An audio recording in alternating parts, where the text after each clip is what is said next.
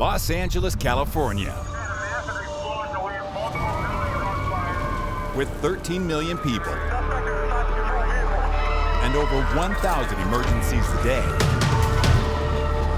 it's often referred to as the local news capital of the world. Video journalists have captured an unbelievable catalog of events. To see what our members had to endure is very difficult. This is almost like a movie. It's hard to believe that this was real life. With our first on-scene heroes' perspectives, this is an insight into their most thrilling moments. In this episode, an armed and dangerous driver cannot be stopped. He doesn't give himself up. In a tense standoff between police and a store robber, this woman has one priority, and it isn't what the police want. Rescuers risk everything in an attempt to save an exhausted man. And police are stunned by this robber's weapon of choice.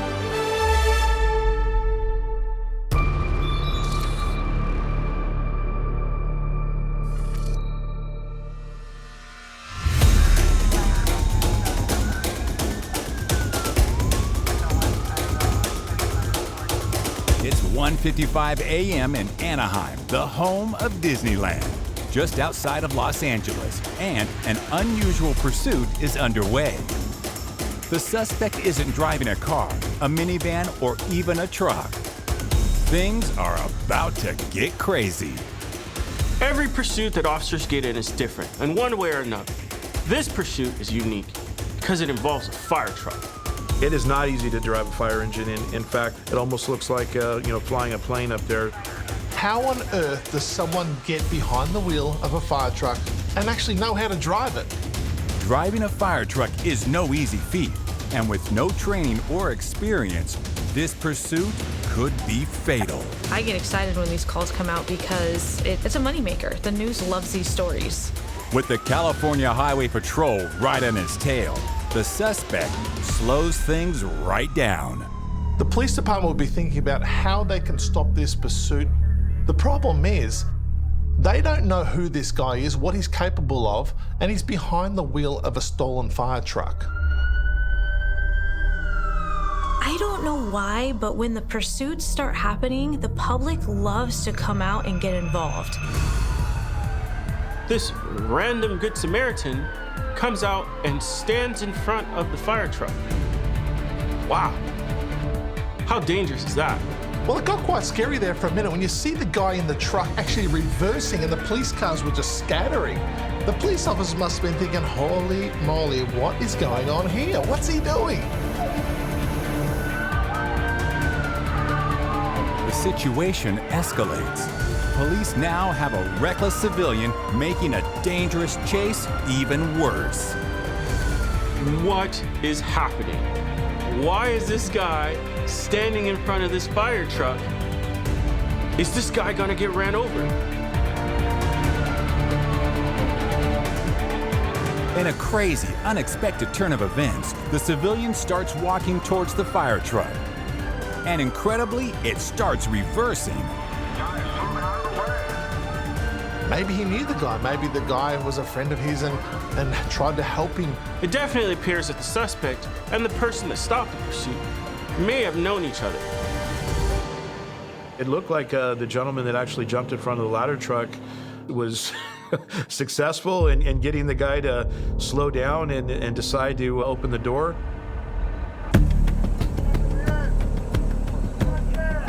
The suspect climbs out of the truck, crawls over to police, and surrenders. This guy single-handedly stopped the pursuit by standing in front of that fire truck. Oh my God, he did it! It's shocking that somebody would steal any sort of first responder type vehicle, whether it's a fire engine, a police car, ambulances. Unfortunately, it does happen from time to time. I'm just glad that nobody was injured. Whoever left the keys in this fire truck is going to have a lot of explaining to do to the fire chief. Let's make sure we keep the fire trucks for the professionals. The driver is taken into custody. Nobody was harmed, but the truck needed extensive repairs. Police officers have been called to a pharmacy after reports that a woman has stolen several $100s worth of merchandise. When they arrive, it seems this criminal mastermind is willing to risk it all for one last sip. Yeah, so this is a bizarre story. There's a female inside of a pharmacy store, takes a bunch of stuff. When the police show up, they try and apprehend her. Well, apparently, she was having a bad day. The suspect in this case knew that she was going to jail. She was intoxicated. She wanted to finish her bottle of alcohol before she was taken into custody. The suspect is not compliant. She's trying to drink her bottle of wine, and so we have a standoff until she's done. She gets out a bottle of wine, starts drinking and drinking and drinking. She has no care in the world and certainly doesn't even seem bothered that there are police pointing guns at her. With weapons drawn and police patience wearing thin, the standoff continues as the suspect remains defiant. She's not going anywhere. She's trying to live out her last moments. And this is essentially a standoff. I mean, this is like the Wild West. Things can change at any moment. As a cameraman on something like this, you want to get the shot, but you don't want to get shot. You never know how these things are going to end. It could be peaceful, it could be extremely violent. There's a lot of police there with guns drawn. If that suspect runs, pulls out a weapon, there's going to be gunfire all over the place. You let your guard down, you can be in big trouble. 5 seconds and you can be dead. When it comes to the police department, we try to make sure that time is on our side. We want to wait the person out so that they give up peacefully. The suspect eventually finishes her bottle of wine and surrenders to the police. They just had to wait it out until she finished her wine. I mean, I love a good bottle of wine any day, but this is really utilizing those resources that can be elsewhere, saving lives. There's no reason to have that many resources on the call.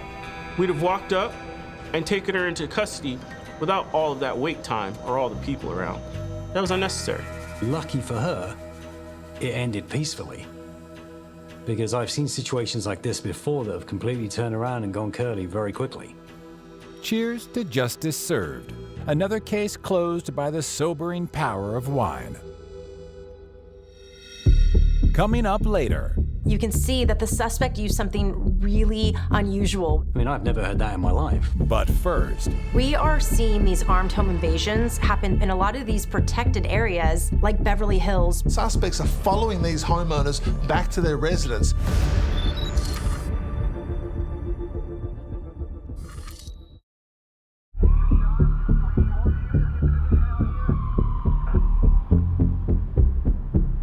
a home burglary occurs every 15 seconds in the United States.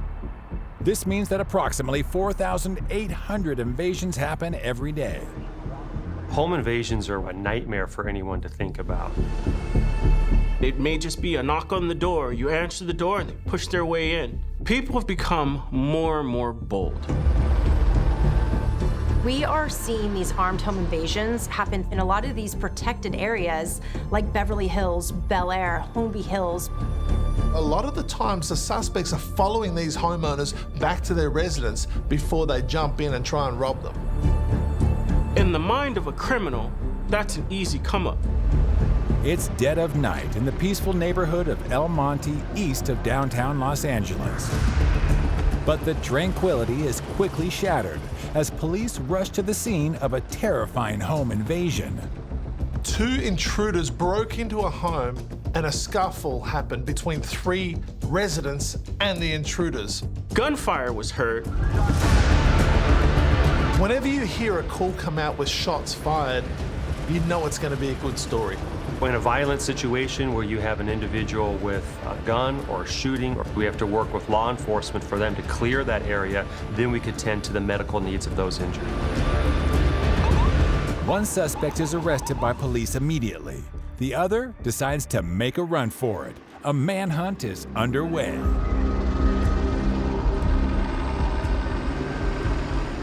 3 people from the house were transported to hospital with minor injuries. We used to never cover armed home invasions in these areas, and now that's where these criminals are really striking, because they know that there's going to be more that they can get their hands on. The search is on as SWAT officers comb the area with a sense of urgency.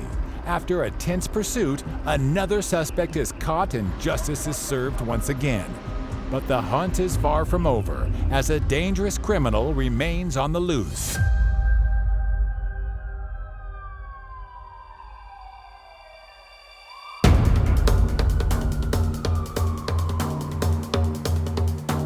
It's close to 1 a.m. in South Los Angeles, and an armed man is playing a dangerous game of cat and mouse with the police.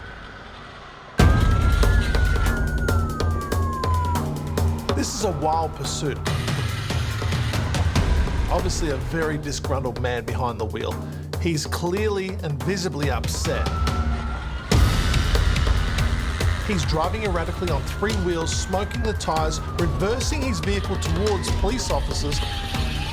In this situation, the suspect led the officers on a lengthy pursuit.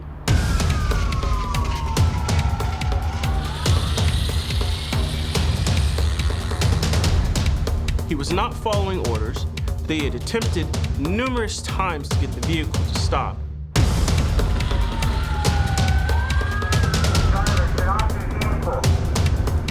My initial gut reaction to seeing this is, no, it's going to be dangerous for whomever's on the scene because it's a domestic violence call.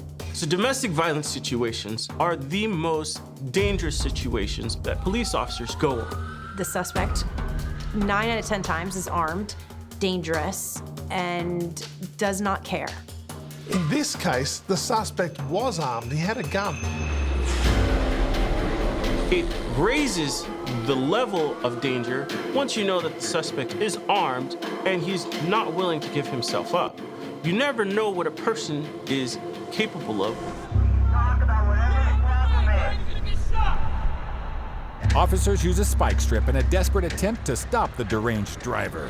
It barely slows him down. Sometimes the cameramen get too close to situations. A cameraman has a difficult job. They have to capture footage, and sometimes that involves them, getting a little too close. There's that bit in us that wants to get as close as possible. In a situation like this, the cameraman does not want to become the story. We have to take cover at any moment. Coming up,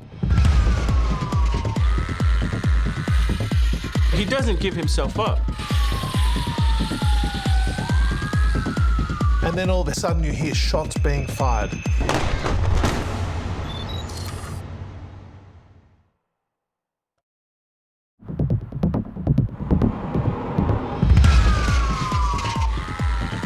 after responding to a domestic violence call in South Los Angeles, police are led on a wild pursuit.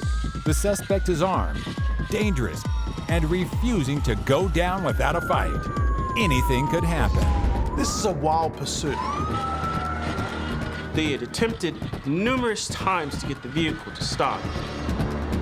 In this case, the suspect was armed. He had a gun. You never know what a person is capable of or willing to do. The police officers always want to come to a peaceful resolution at the end of a pursuit. But in this case, the guy did not want to give up. Regardless of what they tried, he didn't stop until the vehicle was finally unable to continue. At the end of this pursuit, the suspect stops. The chase comes to a screeching halt as the minivan finally grinds to a stop. Police have got him surrounded. But he doesn't give himself up. The driver emerges clutching a blanket before suddenly drawing a gun. Officers have the responsibility to preserve life. At the moment where a suspect starts shooting, they have a duty to act. And then all of a sudden you hear shots being fired. So officers return fire.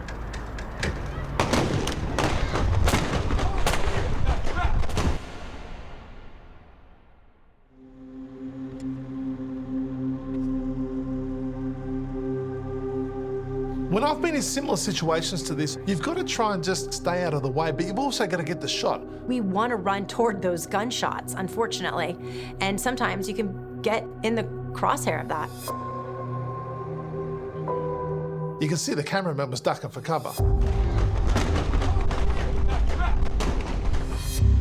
The suspect was taken to a hospital where he unfortunately died.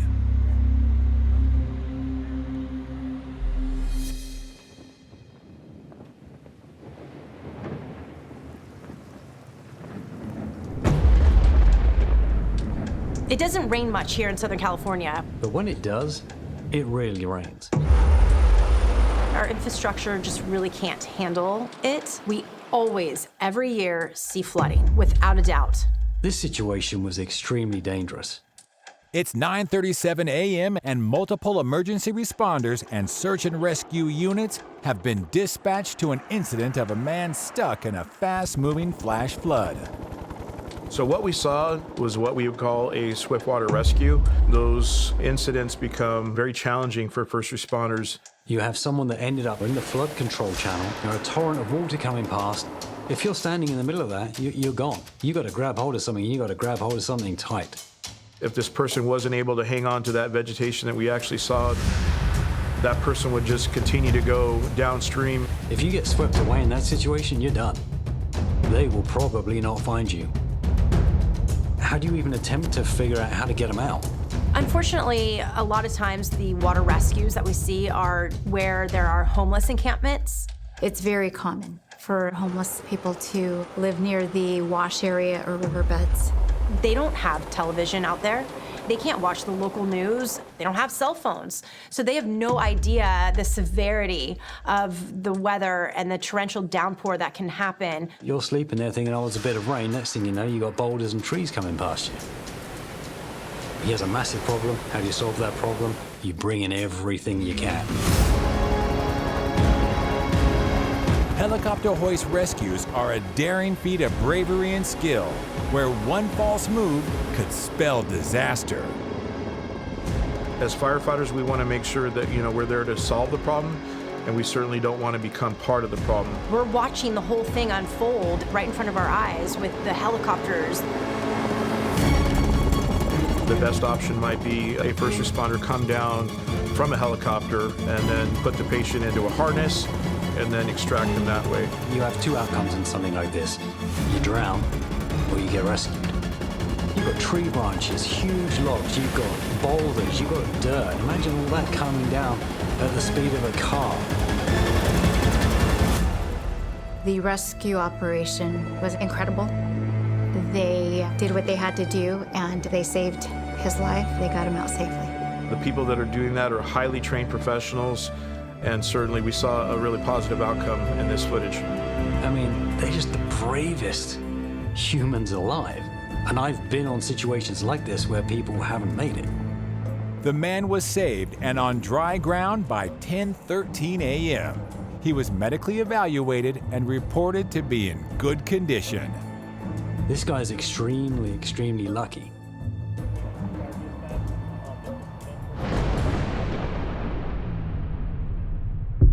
Coming up.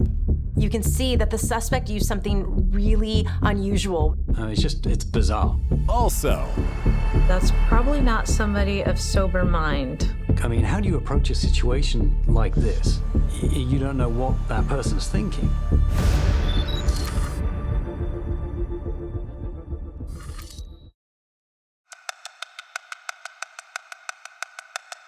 Los Angeles, the city of angels, the city of dreams, and the city of liquor store robbers? It's 12:50 a.m., and one store owner is in for a shock. In the City of Angels, there are tons of robberies and armed robberies that happen. However, in this particular video, you can see that the suspect used something really unusual. Prod-wielding criminal robs about $5,000 in 5 minutes in the second stop on his rampage. I've been to many robberies in my career, and I've never seen a suspect armed with a cattle prod. It's like a long taser. I mean, I've never heard that in my life. It's bizarre. Typically, this can go really wrong in a lot of cases that I've seen. They're in immense danger. Sometimes it results in these clerks getting beat up or killed. Knowing he is outmatched, the shop clerk surrenders. The clerk did exactly what you're supposed to do, which is just take what you want, go for it.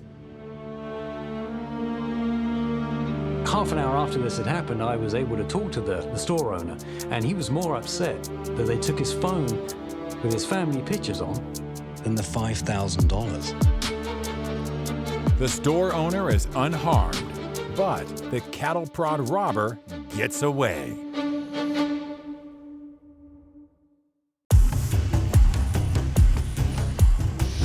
The next story takes us all the way south of Los Angeles to the coast of San Diego. Police have received calls of a disturbance in an apartment complex, but they are in for a sharp surprise when they arrive. This is an extremely dangerous situation. You got a guy wandering around outside of his apartment complex with a huge sword. My initial thoughts are that's probably not somebody of sober mind. This call was someone who had been swinging a sword around outside of his apartment complex. I mean, how do you approach a situation like this? How do you tackle someone that has a sword? You don't know what that person's thinking. He looked very confused at times. He definitely probably was doing some bad drugs. You don't know if they're mentally disturbed. You don't know if they've just had a bad day. He looks agitated. He's pacing up and down. There's a whole bunch of cops there. They all have their rifles out with the spotlight. You can see the red laser on his chest.